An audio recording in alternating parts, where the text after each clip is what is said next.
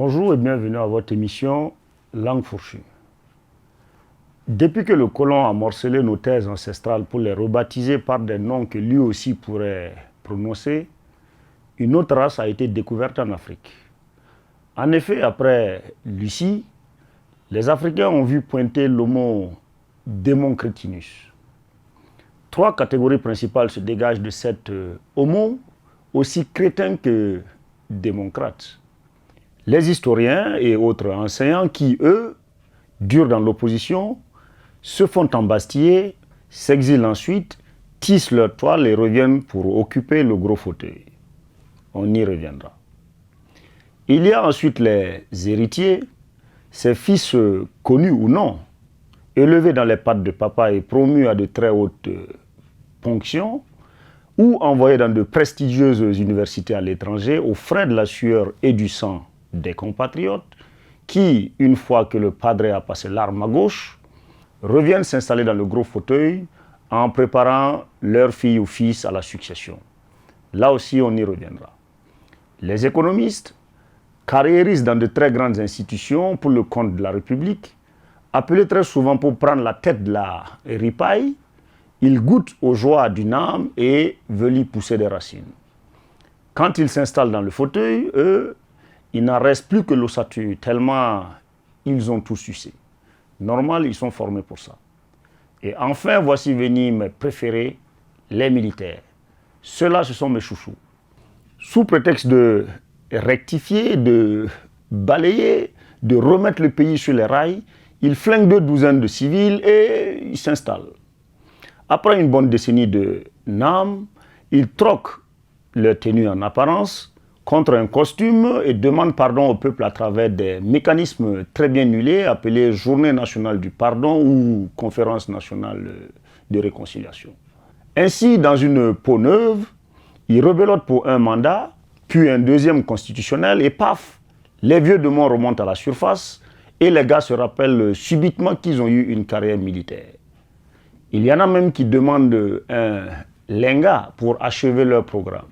Pour leur longévité politique, toutes ces races cèdent de quelques tubes digestifs, intellectuels mais le plus souvent qui ont la tête dans le pot, qui font des louanges du chef pour quelques louchés. Pauvre Afrique.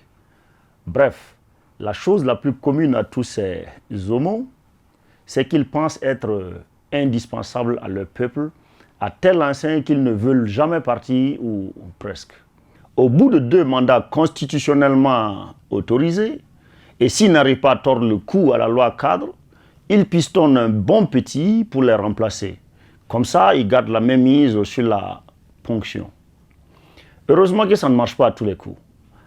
Après quelques mandats de pastis dans le pif, le boni, tentant de barrer la route vers le gros fauteuil à celui qui était devenu son talon d'Achille, lui oppose son premier sinistre d'alors, son dauphin désigné, le lionceau. Les ressources accumulées pendant leur collaboration n'étant pas suffisantes pour écraser le talon de Patrice, Zinzin, pour ses sous, se retournant vers un sulfureux homme d'affaires burkinabé qui a bon goût mais surtout beaucoup d'argent. Patrice, lui, du haut de ses talons, n'avait nullement besoin d'aiguiser ses aiguilles, lui qui a un certain poids en coton dans l'économie de son pays. Et malgré les 15 milliards, c'est le prix du whisky pour certains, que notre compatriote plein aux as a bien voulu prêter à Zinzin, les Béninois décident de rompre avec la continuité et de devenir sobres. Le Zinzin se plie, s'emballe et décampe du territoire. Le Français qui est en exil dans son propre pays, la France, ben oui, le lionceau aux dents émoussées est aussi franchement gaulois, réchigne à pointer le museau dans le Dahomey de Talon. Et pour cause, il est cité à comparaître le 16 prochain pour dépassement de fonds de fonds de campagne. Le zinzin sans le sou, c'est qu'il est dans le viseur de beaucoup de goût, tellement celui-ci veut son warmissin. Pendant ce temps, au Moutaland, l'ancien parti au pouvoir s'émiette, ses ténors se déchirant pour le positionnement de 2020.